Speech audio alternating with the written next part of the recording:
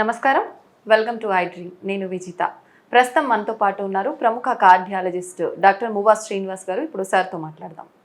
నమస్తే సార్. నమస్కారం అండి. సార్, పాలు, పాల పదార్థాలు, పెరుగు మన లైఫ్లో నిజంగా ఎంతవరకు ఉపయోగపడతాయి సార్?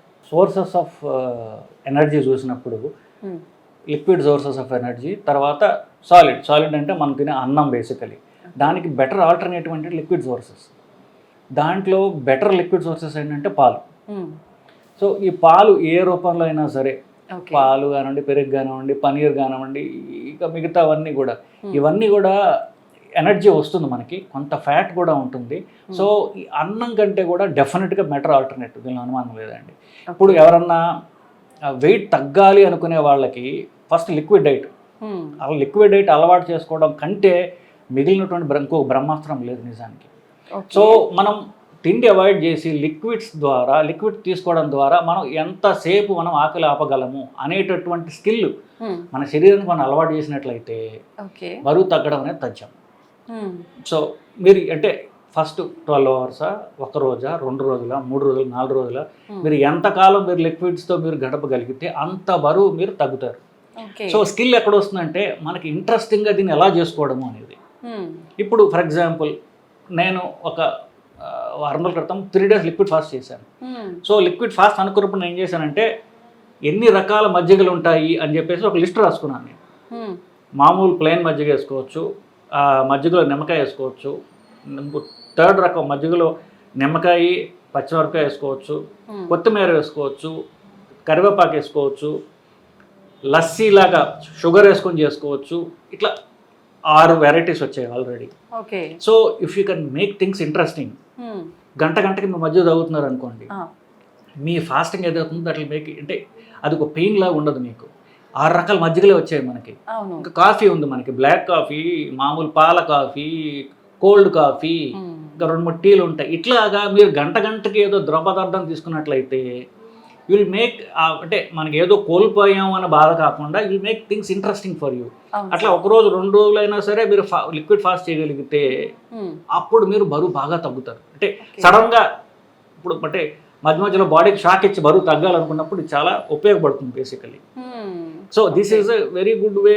లిక్విడ్ ఫాస్టింగ్లో పాల ప్రొడక్ట్స్ బెస్ట్. ప్యూర్ వాటర్ అయితే ఇంకా అంటే కష్టం, కానీ అది ఇంకా మంచిది యాక్చువల్లీ. అది దీని నెక్స్ట్ లెవెల్. అది చేయగలిగితే అఫ్ కోర్స్ బాగా మీరు బరువు తగ్గుతారు. బేసిక్ ప్యూర్ వాటర్ చేయడానికి ప్రిపరేషన్ కింద మనం పాలు కానివ్వండి, పాల ప్రొడక్ట్స్, మజ్జిగ లేకపోతే దాని ప్రొడక్ట్స్ ఇట్లాంటివి ద్వారా చేసుకోవడం ద్వారా మనకి will prepare your body for weight loss. Okay. అయితే సార్, పాలు పెరుగు విషయానికి వస్తే మనకు గేదె పాలు, ఆవు పాలు 2 రకాలుగా ఉంటాయి. ఏది తీసుకుంటే ఎక్కువ ఉపయోగకరం సార్? సో ఇప్పుడు 2-3 రకాల పాలు జనరల్గా తాగుతుంటారు. గేదె పాలు, ఆవు పాలు, పల్లెటూళ్ళలో మేకపాలు ఎన్నో తాగుతుంటారు. ఇవన్నిటిని బెటర్ ఏదంటే ఏదైతే ఫ్యాట్ తక్కువ ఉంటుందో అది బెటర్. ఆవు పాల కంటే గేదె పాలలో కాస్త ఫ్యాట్ ఎక్కువ ఉంటుంది. ఓకే.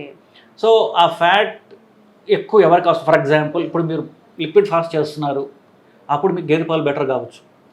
ఎందుకు? బెటర్ సోర్స్ ఆఫ్ ఎనర్జీ, కాస్త ఫ్యాట్ ఎక్కువ ఉంటుంది కాబట్టి మీకు ఎనర్జీ కాస్త వస్తుంది, మీకు అంత నీరసం తక్కువ ఉంటుంది.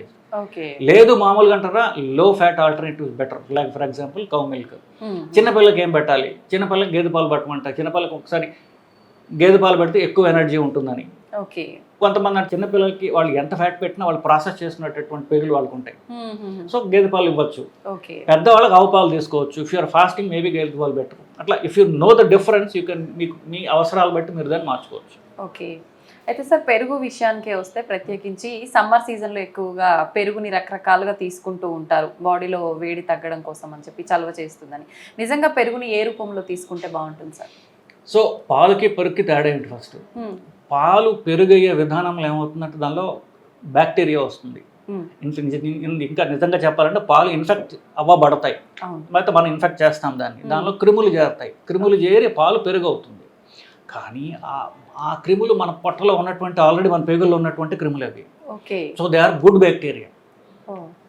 సో పాలు కంటే పెరుగు బెటర్. ఎందుకు? దాంట్లో మంచి బ్యాక్టీరియా ఉంది. సో ఆ గట్టి పడే తత్వం ప్రోటీన్ వల్ల వస్తుంది. సో పాలు కంటే పెరుగు డెఫినెట్లీ బెటర్. సో ఆ పెరుగులో దాన్ని నీళ్ళతో కలిపి చేస్తే ఇంకా డైల్యూట్ అవుతుంది అది ఇంకా. సో పాల కంటే పెరుగు బెటరు, పెరుగు కంటే మజ్జిగ బెటరు. ఓకే. సో ఆ మజ్జిగ మనం ఎక్కువ తీసుకోవడం ఎట్లా అంటే దట్స్ హౌ మీరు మీ దాన్ని అంటే మీరు చెప్పినట్టుగా లస్సీ రూపంలోనూ దారులో ఇలా మీరు మీ టేస్ట్ బట్టి దాన్ని మార్చుకుంటూ పోవచ్చు బేసిక్గా. ఓకే. అయితే సార్ కొంతమంది పెరుగులో షుగర్ కలుపుకొని డైరెక్ట్గా తినేస్తూ ఉంటారు. అలా తినడం వల్ల యూజ్ ఉంటుందా, లేదంటే ఏదైనా ఇబ్బందికర పరిస్థితులు ఏర్పడతాయి? జనరల్గా 18 ఏళ్ళు దాటిన తర్వాత మనకి శరీరం క్యాలరీస్ అవసరం లేదండి. సో మనకి అంటే అది బేసిక్ బండి నడవడానికి అంటే మెటబాలిజం మన పనులు చేసుకోవడానికి కావాల్సిన క్యాలరీస్ చాలు. ఎక్సెస్ క్యాలరీస్ మనం ఎంత తీసుకోకుండా ఉంటే అంత మంచిది. ఓకే.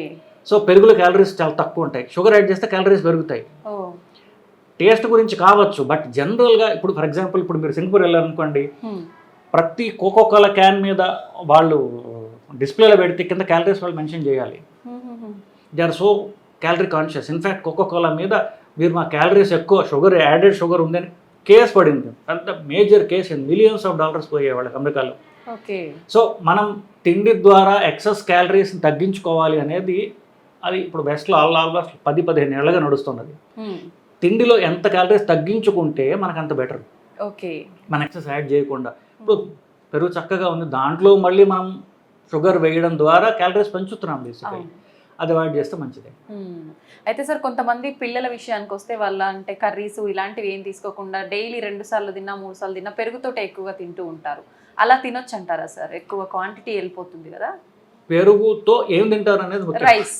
అదే. సో రైస్ కాకుండా ఫర్ ఎగ్జాంపుల్ రాగి ముద్ద లేదా రాగి జావ ఇట్లాంటివి బెటర్. యూఆర్ కటింగ్ క్యాలరీస్ కాబట్టి. ఒకటండి, ఒక టీవీ డిబేట్కి వెళ్తే ఒక ఆవిడ నాతో, ఒక చాలా ఫేమస్ టీవీ పర్సనాలిటీ, నాతో పెద్ద ఆర్గ్యుమెంట్ పెట్టుకుంది ఆవిడ ఆన్ కెమెరా. మీరు పిల్లలకి ఇలా డైట్ మీరు చెప్తారు, పిల్లలకి అన్నం ఎందుకు ఆపమని చెప్తారు మీరు అని. సో మంచి డైటరీ హ్యాబిట్స్ పెద్దవాళ్ళకి ఏవో ఉంటాయో అది పిల్లలకి ఎందుకు ఉండకూడదు అని నేను అంటాను బేసికలీ. అంటే ఏంటి, పిల్లలు లావుగా ఉంటే పర్వాలా, పిల్లలు ఫ్యాట్గా ఉంటే పర్వాలా, పెద్దవాళ్ళు మాత్రం సన్నబడిపోవాలి అంటాం అనేది అది కరెక్ట్ కాదని నా ఉద్దేశం. సో ఒబేసిటీ అనేది ఇప్పుడు చైల్డ్హుడ్ ప్రాబ్లం అయిపోయింది ఇండియాలో. సో ఎక్కువ ఫ్యాట్ తక్కువగా ఉండాలి, ప్లస్ మనం ఏంటంటే మన పిల్లలు అది తింటారు.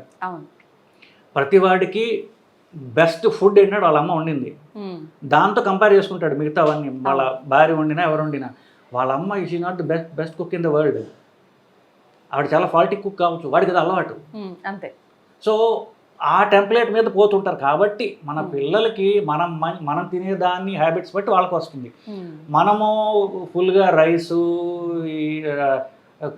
బూరెల్లో నూనె వేసుకుని నెయ్యి వేసుకుని తాగడం ఇట్లాంటివి మనం అలవాటు చేస్తే అలాగే తయారవుతారు వాళ్ళు. ఓకే. అంటే వాడు పెద్ద అయిన తర్వాత వాళ్ళకి వచ్చే జబ్బులకి మనం ఇప్పుడు బీజాలు నాటుతున్నాం బేసికలీ. ఓకే. సో మనం మంచి హ్యాబిట్స్ అలవాటు చేసుకోవాలి, పిల్లలకి అదే అలవాటు చేయాలి. ఈ రైస్ మానేయడము, లెస్ క్యాలరీ ఆల్టర్నేటివ్స్ మనం తింటే మన పిల్లలకి అలవాటు చేస్తాం. వాళ్ళు హెల్తీ డైట్ తింటారు, వాళ్ళు హెల్తీగా ఉంటారు ఫ్యూచర్లో. అవును సార్. సో పిల్ల లేదు పెద్ద లేదు అందరూ కూడా క్యాలరీస్ తగ్గించి తినడం అనేది మనం అలవాటు చేస్తూ మన పిల్లలకి అలవాటు చేయాలి. నిజం sir. Thank you sir. Thank you. నమస్కారం అండి.